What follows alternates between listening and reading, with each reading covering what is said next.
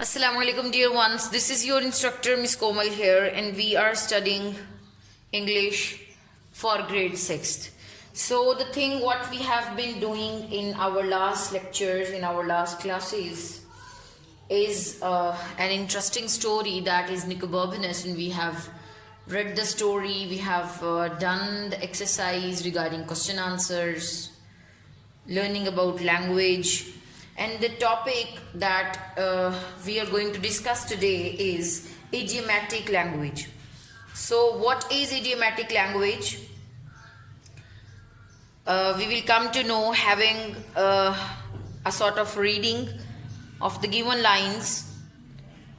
For example, here is a sentence from the story that is, so they set off through the early morning town. When they got to the end of the narrow street where they lived, they met a night watchman who said, "Where are you two going at this hour?" So in this sentence, the phrase set off means begin a journey, to have a start of something, to begin something. We call such an expression an idiom. There are many idiomatic expressions in language, like set about, set someone back. Set about something mean begin. For example, when Mrs. Ali got home, she set about preparing dinner for her family. Next, set something back mean delay. This puncture is going to set us back 1 hour. So the next idiom that we have here is set in mean also begin. The winter has set in early this year. So you will read the following idioms on your own and read out their sentences also.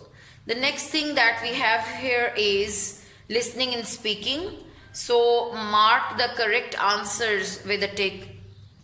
So these MCQs are about the city Venice, and we are going to comprehend and we are going to answer the statements that we have been given here. Venice is a city in Italy or France. The correct option is Italy. The city is like a maze or market. So the city is like a maze. Venice is famous for its furniture, architecture, airport or cars. Venice is famous for its architecture. The city is in danger of melting, drowning, sinking, burning.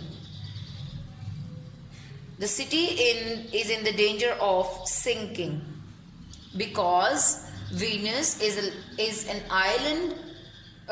That's why the danger is always there. Venice has a lot of museums and cafes and cars, famous artists, art and animals. So museums and cafes. So the next statement, the thing that is detailed and given in this paragraph, you are going to do on your own. So I will read it with you. Write 5 detailed sentences about where you live. So the location where you are living right now. Then in a small group, take turns to read out your work. Make notes on what you hear from others. Next, take turn to ask questions about what you read out. How much information did your classmate record? So this is your creative work and you are going to do it on your own. Okay, the last activity that we have here is more interesting than the activities that we have done earlier, and this is composition. What you are going to compose is a panel suddenly slid upon and Nicobobinus stepped through into the most amazing room he'd ever seen. So the thing that you're going to compose is, what would the most amazing room you have ever seen look like?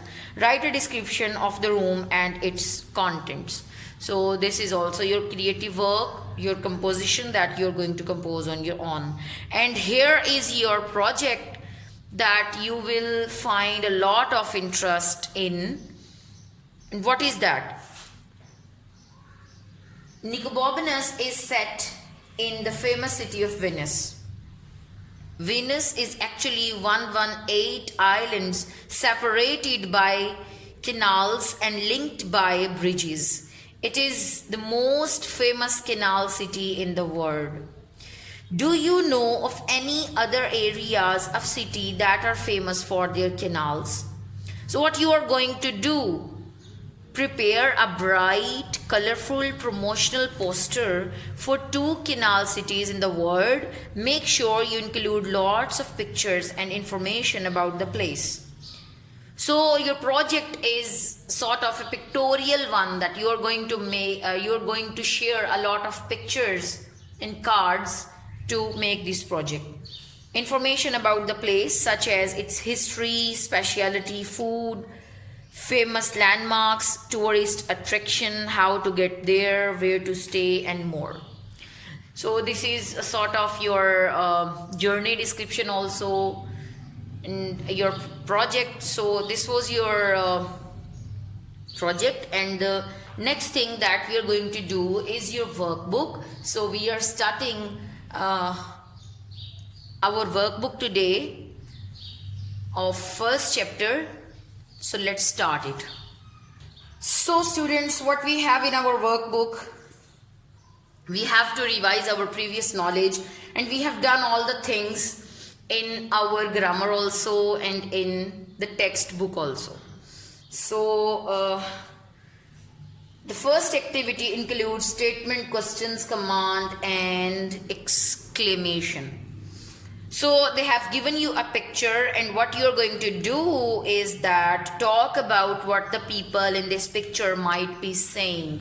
So you are going to talk about the picture with your family, with your friends, with your siblings. And the thing that you are going to do here on your book is write what you think is being said by each speaker.